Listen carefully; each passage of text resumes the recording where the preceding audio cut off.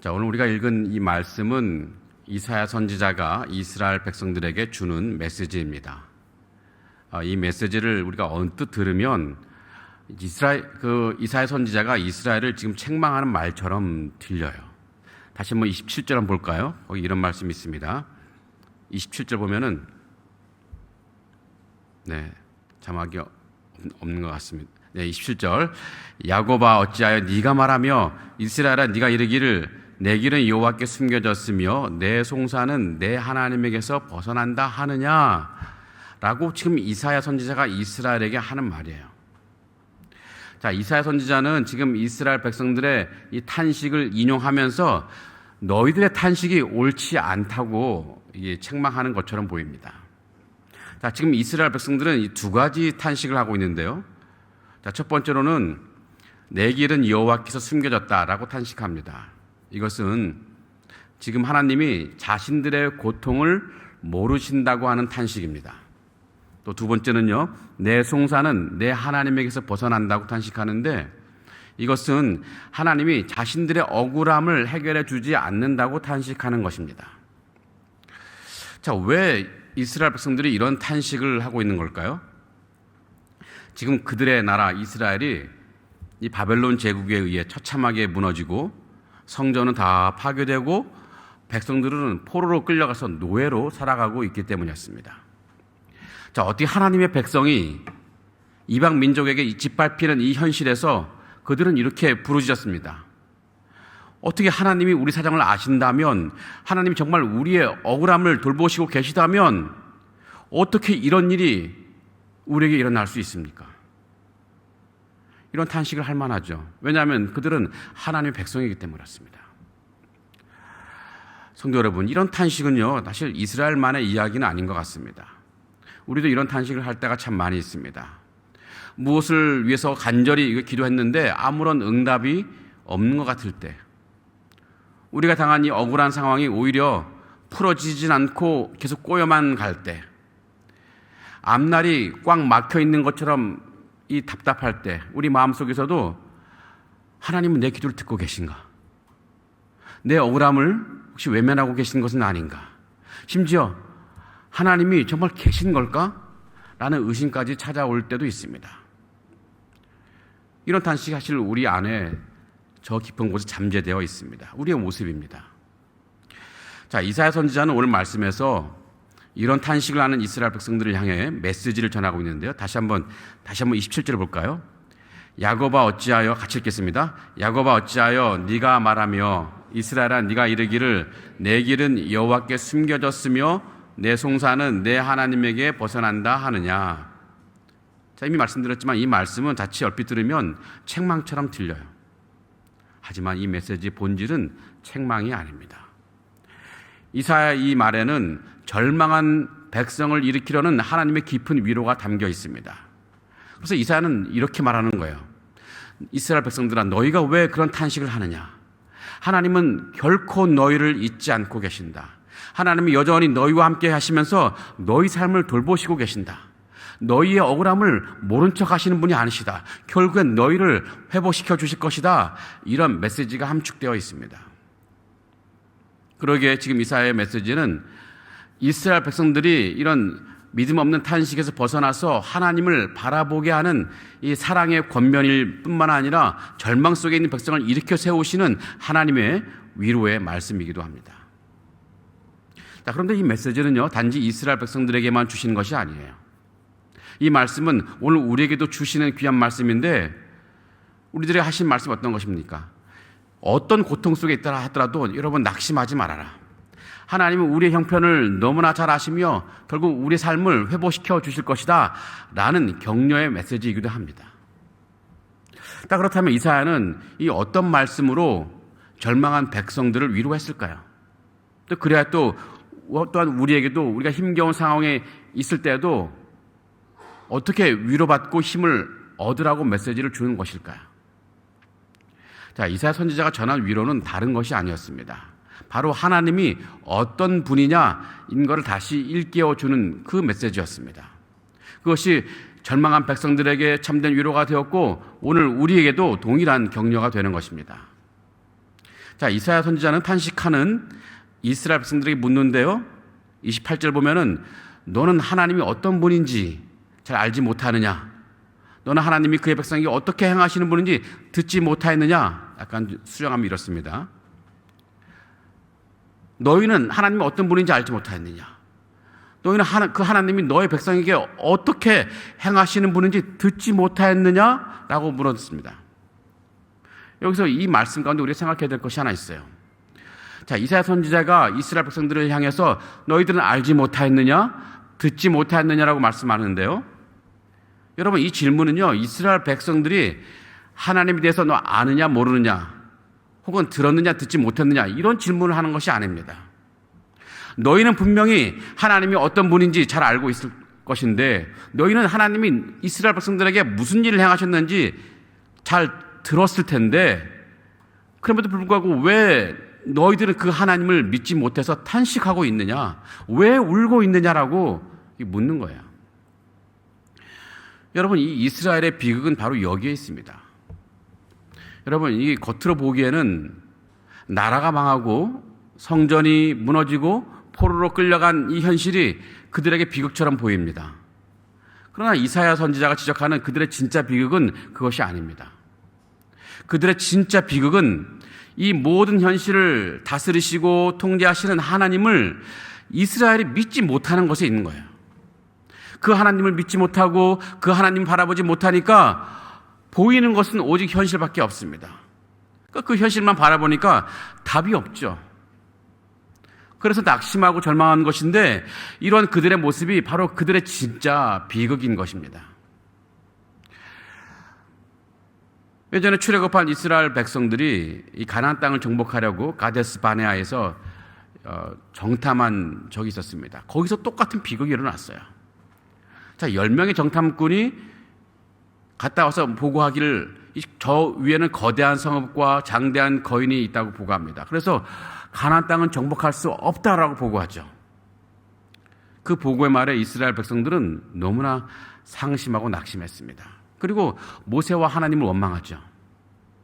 그들은 자신들이 지금 말할 수 없는 비극에 빠졌다고 생각하는 것입니다.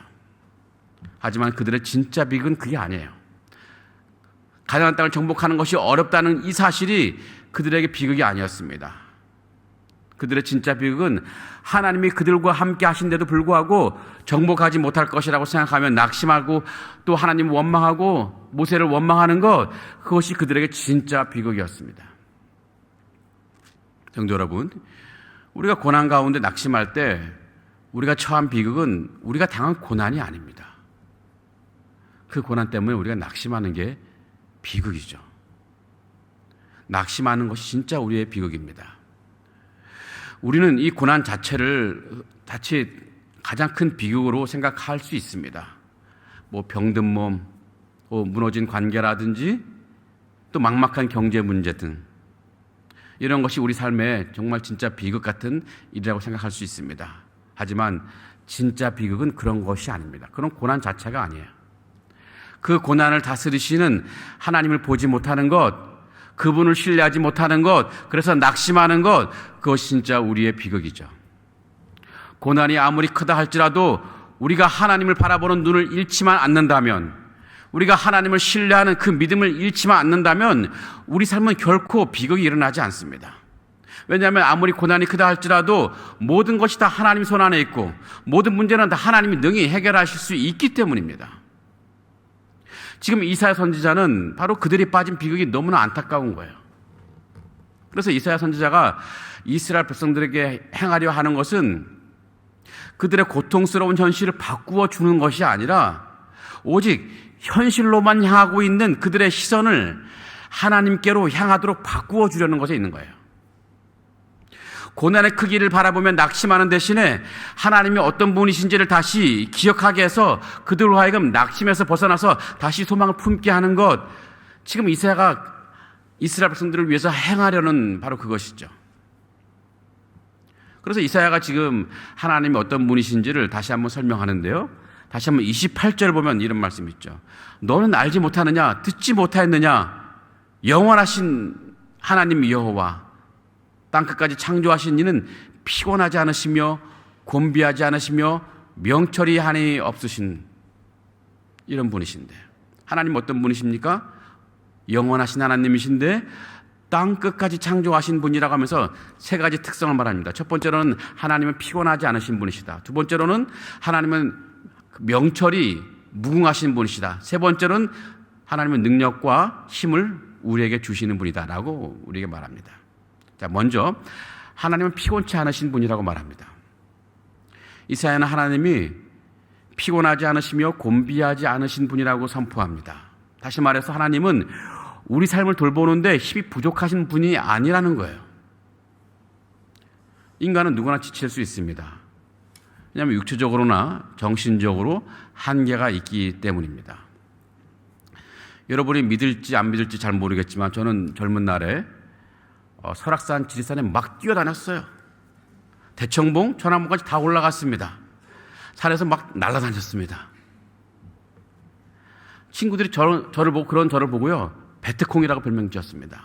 얼마나 산에서 잘 달렸으면 베트콩처럼 달린다, 이렇게. 자, 그런데 지난번 우리 교육자 워크숍 가서 황산에 오르다가 제가 중간에 오르다고 포기했다고 말씀드렸지 않습니까? 여러분, 제가 끈기가 없어서가 아니라 더 이상 체력이 안 돼요. 젊을 때는 무엇이든지 할 수 있을 것 같았는데 이 나이가 좀 들다 보니까 조금만 움직여도 지치고 피곤해요. 여러분, 지금 이 생명은 사실 유한하기 때문에 결국은 쇠약해지고 또 결국은 사라질 수밖에 없습니다. 인간이기 때문이죠. 하지만 우리 하나님은 아무리 일을 많이 해도 피곤하지 않으신 분이십니다. 하나님은 세상을 창조하신 분이신데 땅끝까지 창조하시고 지금도 땅끝까지 다스리시는 분이십니다. 여러분, 하늘의 우주를 한번 생각해 보신 적 있습니까? 하늘에 별이 몇 개나 있을까요? 이 과학자들이 추정하는데요, 우리 지구가 속한 태양계에는 이 엄청난 큰 은하계에 속해 있죠. 은하계에 있는 별이 대략 4천억 개 있다고 합니다. 4천억 개. 여러분 상상해 보세요. 은하계 안에만 별이 4천억 개 있다. 근데 여기서 별이라고 하는 것은 태양처럼 스스로 빛을 내는 것이 별입니다. 이 지구나 화성, 이건 별이 아니라 그냥 행성입니다. 그런 거 다 빼고 태양처럼 빛나는 별, 태양 같은 별이 은하계 안에만 4천억 개가 있다고 합니다. 말하자면 태양계가 4천억 개가 있다는 거예요. 상상이 됩니까? 그런데요, 이런 태양계가 속한 이 은하계, 이 엄청나게 큰데 은하계가 우주에는 몇 개 정도 있을까요? 과학자들은 최소한 2조 개가 있다고 합니다. 4천억 개의 별이 있는 은하계가 2조 개가 있다. 그것도 관측이 가능한 이 은하의 수입니다. 그러니까 그보다 훨씬 많겠죠. 여러분 상상이 가십니까? 상상이 안 되죠. 하나님은 우리가 이렇게 상상하기조차 힘든 이 광대한 우주를 지으시고 지금도 붙드시고 계신 거예요. 그런데도 하나님은 조금도 피곤하지 않으신 분이십니다. 자, 그런 하나님이 우리 인생을 이끄시는데 하나님이 피곤하시겠습니까? 힘이 부족하시겠습니까? 결코 그렇지 않습니다. 우리가 쓰러질 때도 하나님은 여전히 일하실 수 있으시고 우리의 능력이 다 소진되었을 때도 그분의 능력은 조금도 줄어들지 않습니다. 자, 이스라엘 백성들은 하나님이 혹시 힘이 부족해서 능력이 부족해서 자신들을 돕지 못하는 것이 아닌가 의심을 했더랬습니다. 그러나 이사야 선지자는 분명히 선언합니다. 하나님은 결코 능력이 부족하지 않으신 분이시다. 우리 인생을 이끄시고 우리 인생의 기적을 행하시는 것은 하나님께 아무런 어려움이 없다고 말하는 것입니다. 여러분, 하나님의 이 무한하신 능력을 확실히 믿으시는 여러분 되길 바랍니다. 하나님의 능력을 결코 의심하지 않는 여러분 되길 바랍니다. 자, 두 번째는요, 하나님은 그 지혜와 명철이 무궁하신 분이라고 이사야는 선포합니다. 명철이 한이 없으신 분, 지혜와 명철이 한이 없으신 분. 그러기에 이 하나님은 우리를 잊으셨다거나 우리 상을 모르시는 그런 분이 아니시라는 거예요. 하지만 사람은 어떻습니까? 사람은 시간이 갈수록 지나면 늙고 기억이 약해지죠. 제가 이전 교회에서 아주 유명했던 했던 한 부분이 있는데 제가 사람 이름을 너무나 잘 기억한다고 그런 교육자라고 알려져 있었습니다. 유명했어요. 하지만 저도 나이가 들면서 총명했던 두뇌가 조금씩 녹이 쓰는다는 것을 느끼고 있습니다. 예전에는 한 번 사람 만나면 그 사람의 이름을 절대 잊지 않았습니다. 근데 요즘은요, 몇 번을 외워도 잘 기억이 안 나요. 제가 이 이름을 외웠는지조차도 기억이 나지 않아요. 그래서 여러분, 혹시 제가 여러분의 이름을 잘 기억하지 못한다 하더라도 여러분의 관심이 없어서가 아니라 제가 나이가 들어서 기억 못한다는 걸 좀 이해해 주시면 좋겠습니다. 여러분, 인간은 이 명철의 지하 명철 한계가 있어요. 나이가 들수록 명철의 한계가 분명히 커지는데 인간의 이게 한계죠. 하지만 이 하나님의 지혜와 명철은 다르죠. 그분은 한계가 없으십니다. 결코 쇠하지 않으십니다.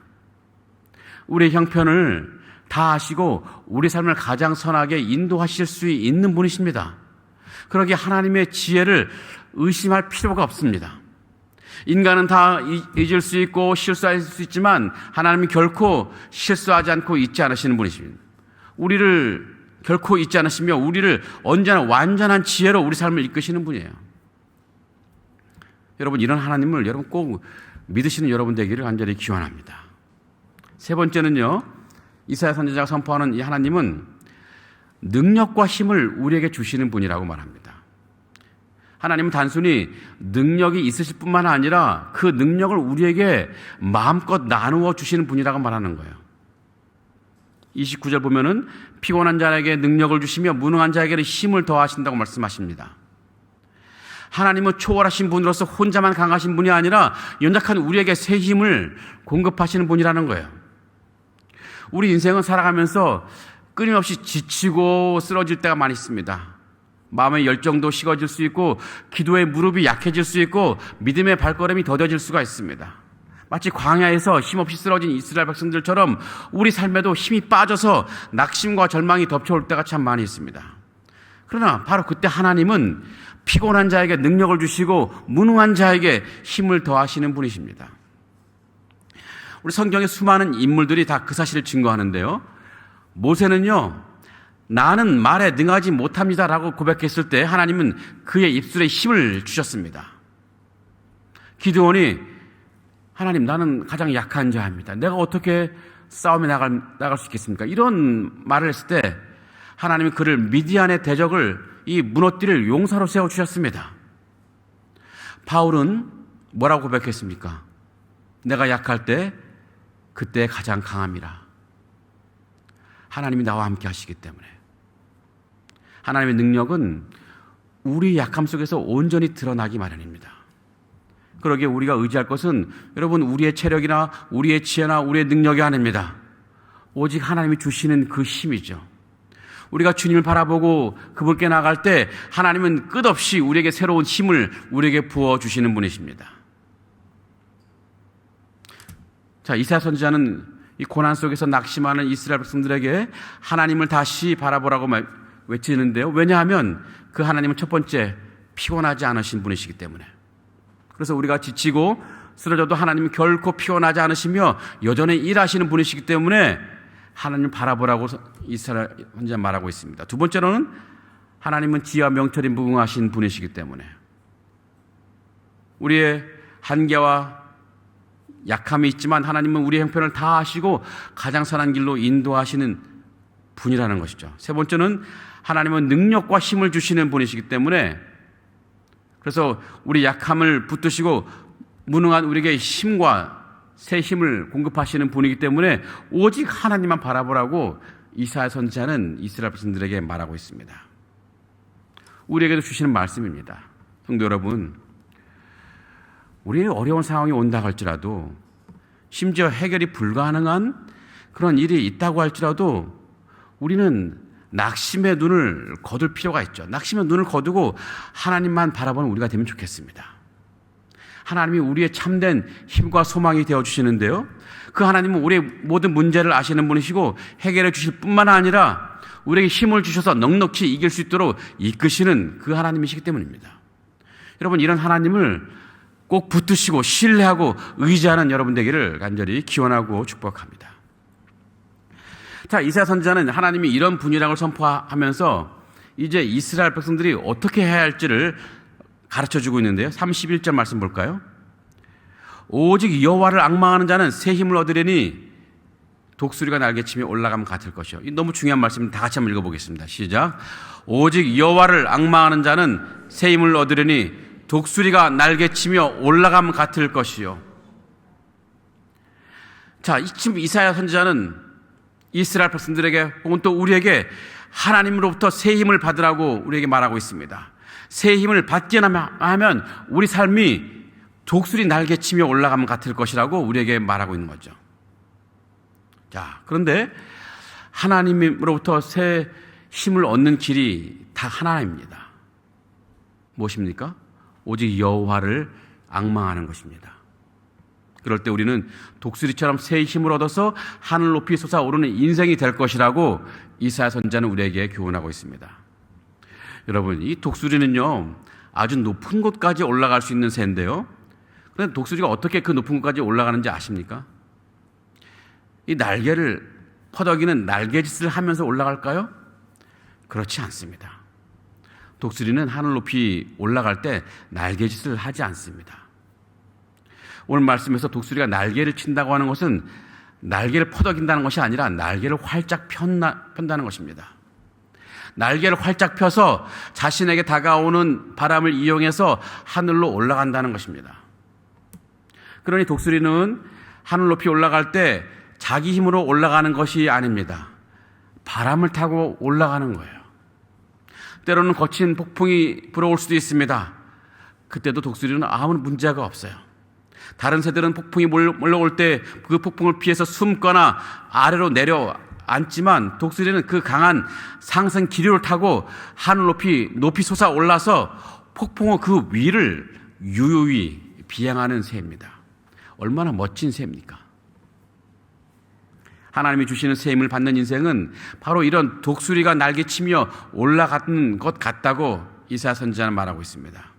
이것이 바로 하나님의 새 힘을 받은 성도의 모습일 것입니다. 우리는 스스로 애쓰며 몸부림치는 그런 존재가 아니라 하나님의 은혜의 바람을 타고 사는 그런 존재이죠.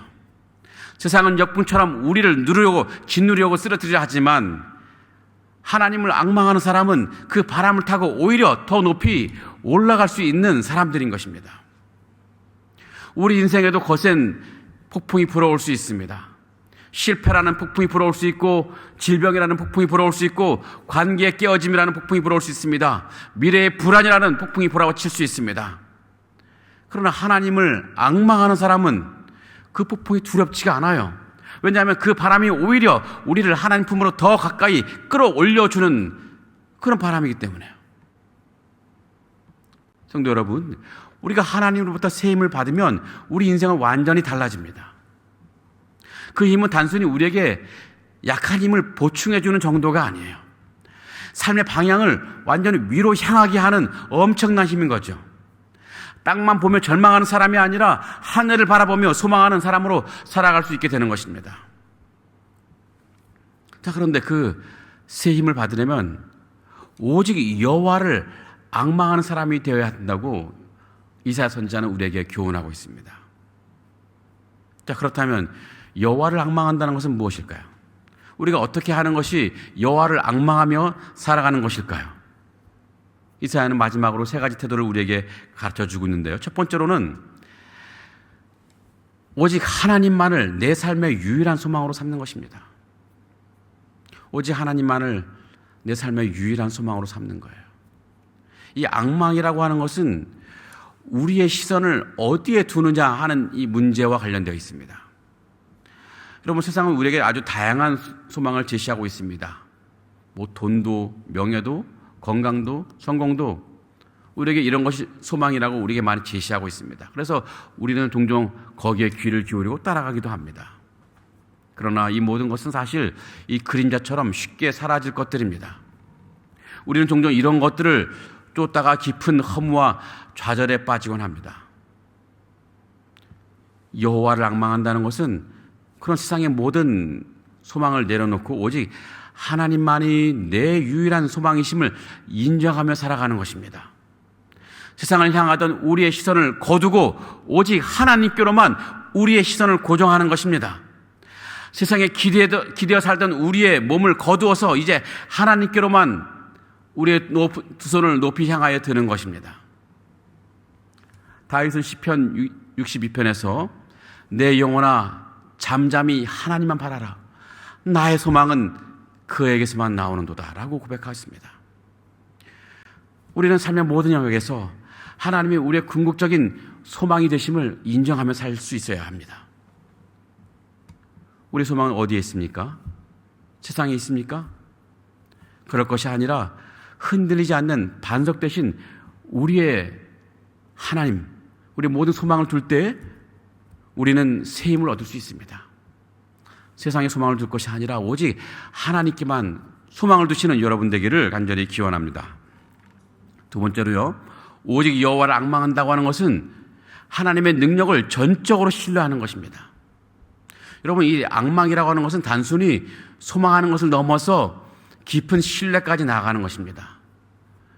우리가 이제 하나님을 유일한 소망으로 삼는다면 이제는 그분이 그 소망을 이루실 능력이 있는 분임을 전적으로 확실히 믿어야 할 것입니다. 종종 우리는 자신의 능력이라든지 우리의 지혜와 우리의 경험에 의지해서 문제를 해결하려 합니다. 그러나 우리의 능력에는 얼마나 한계가 있습니까? 우리의 지혜는 얼마나 불완전합니까?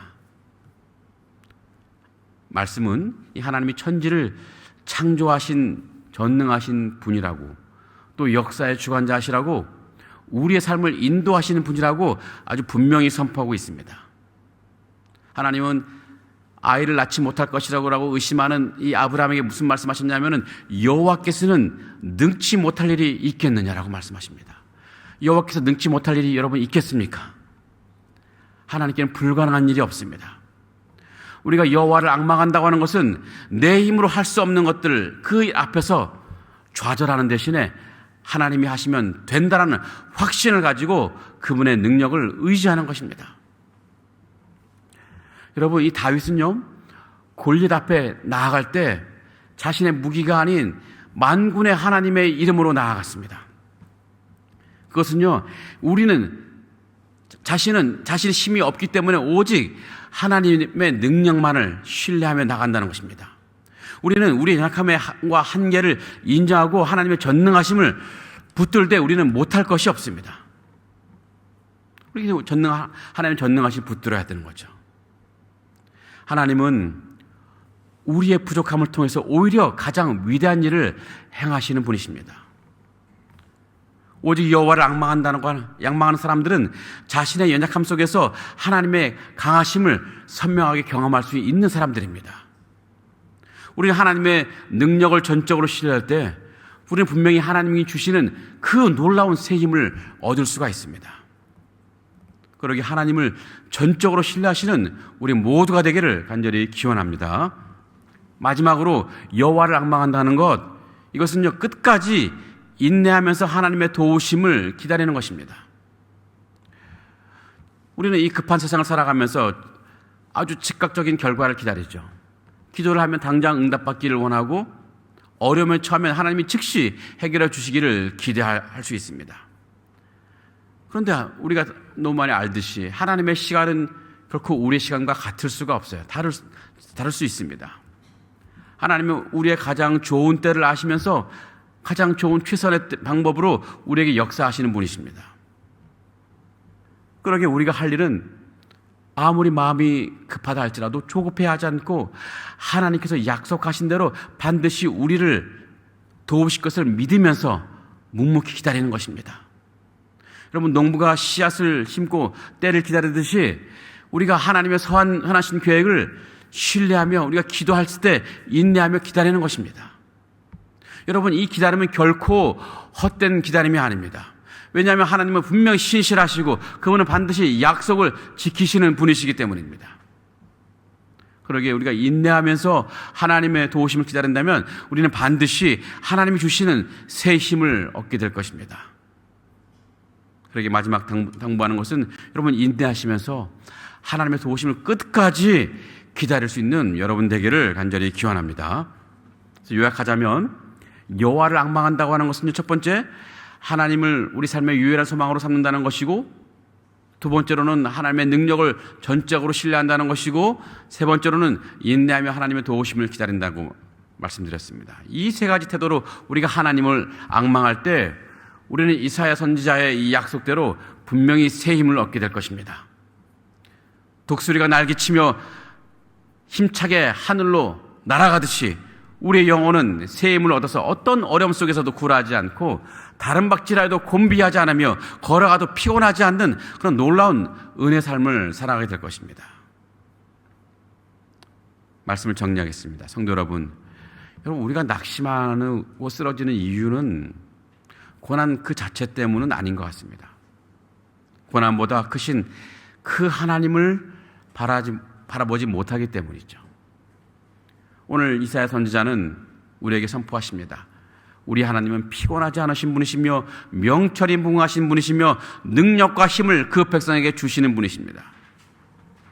그러기에 우리는 어떤 고난이 온다 할지라도, 어떤 어려움이 온다 할지라도 두려워하거나 낙심할 이유가 없다고 이사야 선지자는 오늘 우리에게 말씀하십니다. 그러기에 우리가 할 일은 무엇입니까? 오직 여호와를 앙망하는 것입니다. 하나님을 우리의 유일한 소망으로 삼고 하나님 능력을 전적으로 신뢰하면서 인내하며 그분의 때를 기다리는 것. 그럴 때 하나님께서 우리에게 약속하셨는데, 다시 한번 31절을 다시 한번 같이 읽어볼까요? 시작. 새 힘을 얻으려니 독수리가 날개치며 솟아오름 같을 것이요 다른 박질하여도 곤비치 아니하고 걸어가도 피곤치 아니하리로다. 오직 여호와만을 앙망하신 여러분 되길 바랍니다. 그래서 하나님이 우리 인생을 일으켜 세우시고 회복하시는 그 놀라운 은혜를 충만하게 경험하실 수 있는 우리 모두가 되기를 주님의 이름으로 간절히 기원하고 축복합니다. 아멘.